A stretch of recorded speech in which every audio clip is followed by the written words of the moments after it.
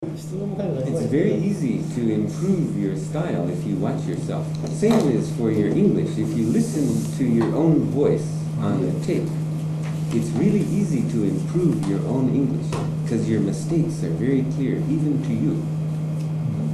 So if you record your own voice, like when you're practicing English, record your own voice and listen to it.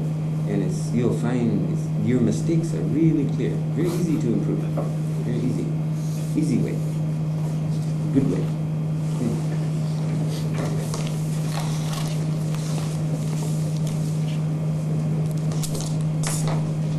Next presentation is the new latch-up test structure for practical design methodology for internal circuit in the standard cell-based CMOS by CMOS area size by Takahiro Aoki, NTT.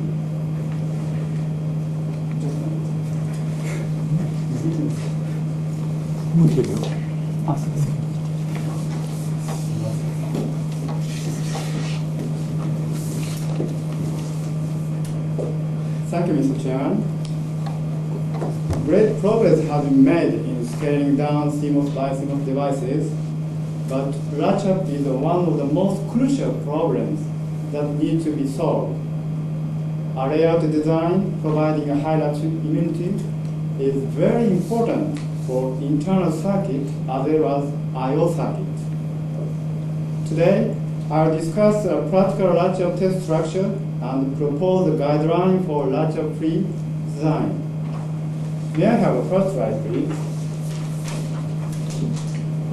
This is the outline of my presentation. After giving you a little background on test structures, I'll present a new structure for internal circuit. Next, I'll show you some experimental results on latch-up trigger current for several device structures. Then, I'll describe a model for evaluating a latch-up susceptibility for a uniformly generated trigger current in internal circuits. And I'll finish up with a brief concluding remarks. Now, let me begin with the background. Next slide, please. In conventional test structures for internal circuit, P and N wave contact are placed in bars, so the equivalent wave shunting resistance are smaller than the actual values.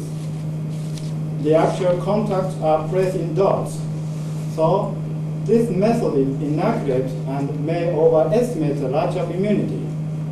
But so far, no practical guideline for the placement of wave contacts has been reported. Before showing you our new structure, I'd like to review some latch-up trigger current equations based on this equivalent circuit model. This is the threshold trigger current for P-well and N-well injection. In these equations, BFN and BFP are forward emitter-based voltage on the parasitic NPN and PNP bipolar transistors. RPW and RNW are P and N well shunting resistances.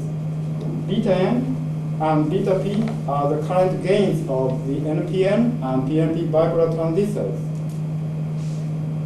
Now I'll show you the new structure we devised. Next slide, please. The first feature is that there are multiple parasitic transistors are placed in parallel.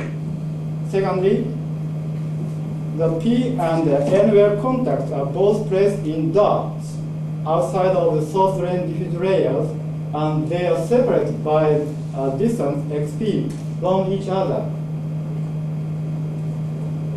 Local trigger current is injected from the edge of the P and N wells to determine the latch-up susceptibility by means of such indicators as the local breakdown and gate leakage current.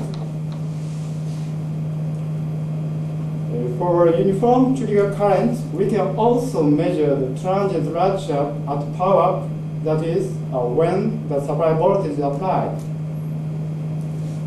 For latch-up induced by the Southern current in N MOSFETs, we also added the CMOS inverter structure.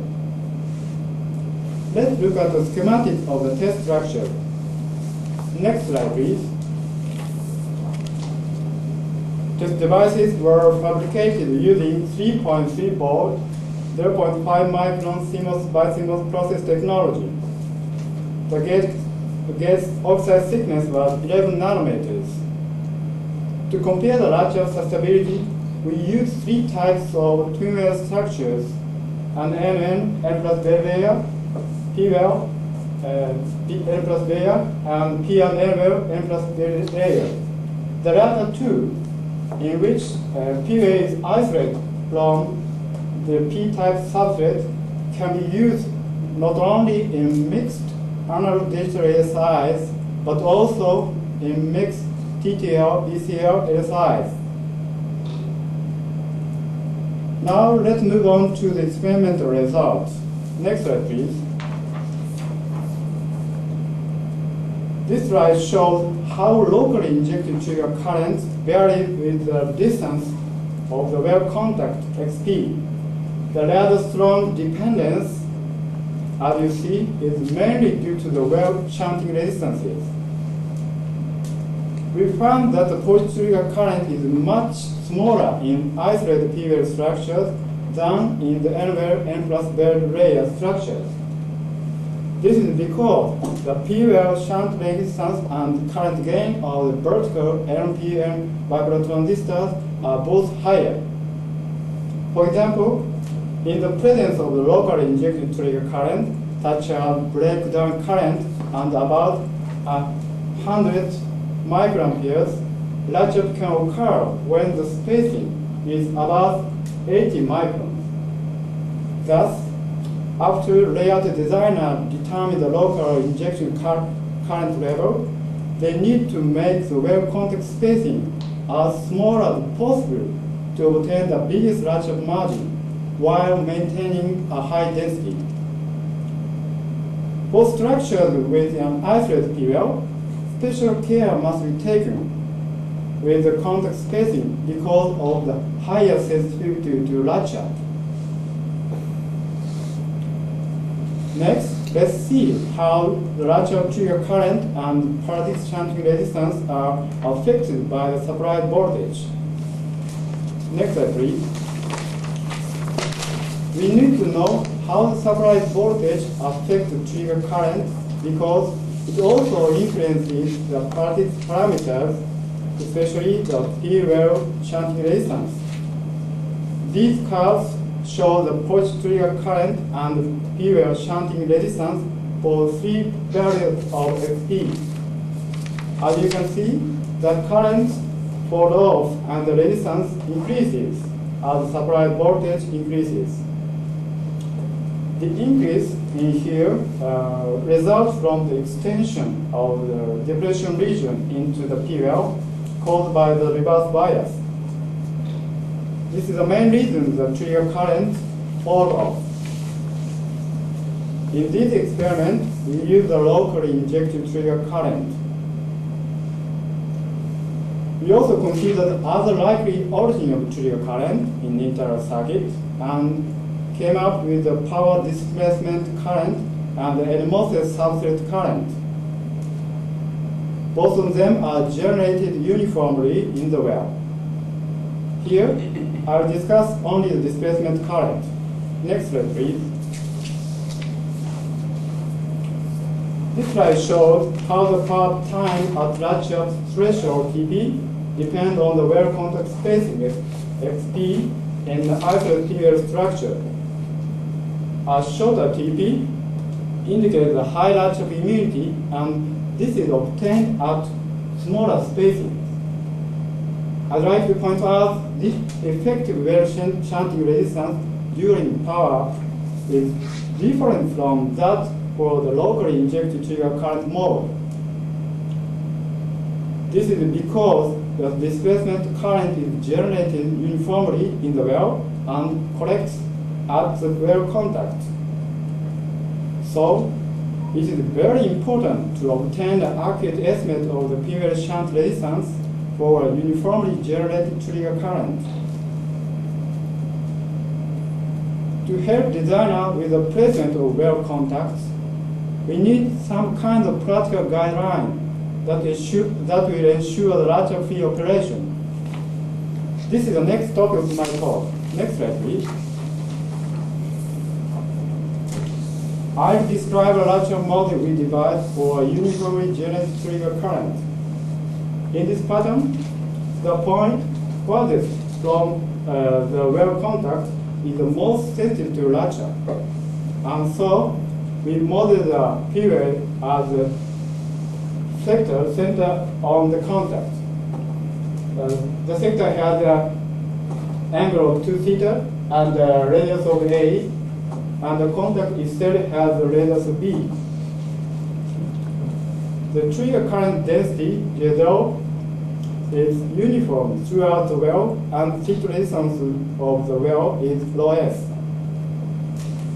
This equation gives the relationship among the pattern size, XP, A, and H, where H is the distance from the well contact to the edge of the well.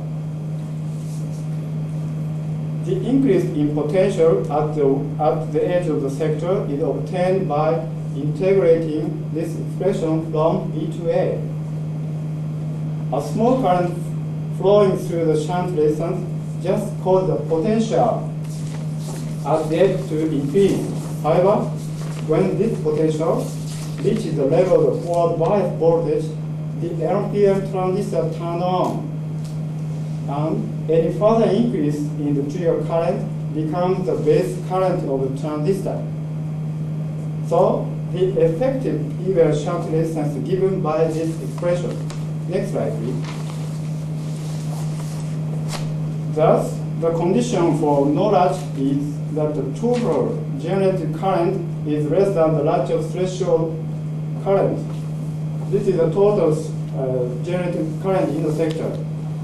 And the necessary condition for latch-up free operation is derived from this equation. So, given the plastic device parameters, layered pattern size, and trigger current density, we can calculate the radius A of the P well's contacts. Solving for A, we found the latch-up does not occur below a radius of at least A. Next, I'll show you some calculated values for A for various parameters. Next slide, please. You can see here that A strongly depends on both density of the generated current J0 and the PWL shift resistance rho S. For example, given the MOSFET substitute current with a J0 of 0.05 microampere per square micron and rho S of 4 kilo ohm per square, A is around 72 microns. And remember that A is the maximum distance of latch-free operation. So the guideline that I would like to propose to avoid latch-up in internal circuit is that web contacts are placed with a distance of at least A of each other as calculated from the values of various parameters. Considering the result I presented so far, we can say that the layout designer must be careful in the placement of web contacts and try to provide as large a margin as possible, even with the radius A. To verify this model, we examine the latch-up induced by the substitute current using a CMOS inverter circuit and compare the experiment and calculated results. Next slide, please. To evaluate the one situation in which the substitute current is the maximum, we set the output of the inverter to VDD and vary the input voltage from 0 to VDD. Then, we chose the value of the input voltage producing a maximum substitute current at the given drain voltage VDS. We also took into account the bias dependence of the shunting resistance that I discussed earlier. As you can see, our model is in fairly good agreement with the experimental results. Again, the calculated results indicate a necessary condition for latch-up P operation. The experimental results show the latch-up threshold curve. May I have the last slide, please? In summary, I have described the new structure for estimating the latch-up community for internal circuit of the standard cell-based CMOS BiCMOS LSIs. It is useful for both locally generated and uniformly generated trigger currents. I have also explained the simple latch-up model for a uniformly generated trigger current. We use it to formulate the guideline for the prevention of latch-up based on this and expression for the maximum spacing A, where the wear contact must be placed. A is a function of the device parameters, layout pattern size, and trigger current level. We confirm the validity of the model experimentally. Thank you for your attention. Okay, 14 minutes and 56 seconds.